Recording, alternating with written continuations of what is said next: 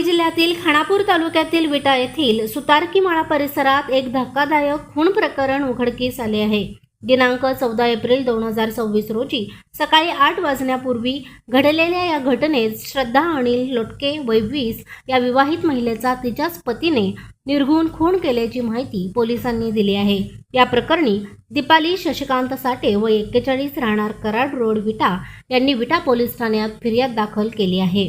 आरोपी सोनल उर्फ अविनाश तुकाराम लोटके राहणार सुतारकीमाळा विटा यांच्यावर भारतीय न्याय संहिता कलम 301(1) तसेच अनुसूचित जाती जमाती अत्याचार प्रतिबंधक कायदा कलम 3(2)(V) अंतर्गत गुन्हा दाखल करण्यात आला आहे।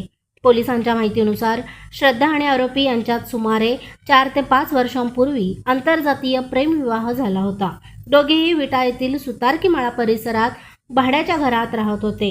मात्र आरोपीला पत्नीच्या चरित्र्यावर संशय होता, तसेच आरोपीचे तृतीयपंथीयांशी संबंध असल्याच्या कारणावरून दोघांमध्ये वाद होत होते।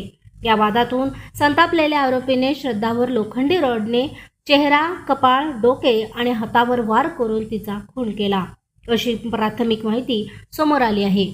घटनेनंतर तात्काळ गुन्हा दाखल करण्यात आला असून पुढील तपास उपविभागीय पोलीस अधिकारी विपुल पाटील हे करत आहेत। सध्या परिसरात शांतता असून कायदा व सुव्यवस्थेचा प्रश्न निर्माण झालेला नाही, असे पोलिसांनी स्पष्ट केले। प्रशांत कांबळे, अग्रणी न्यूज, विटा।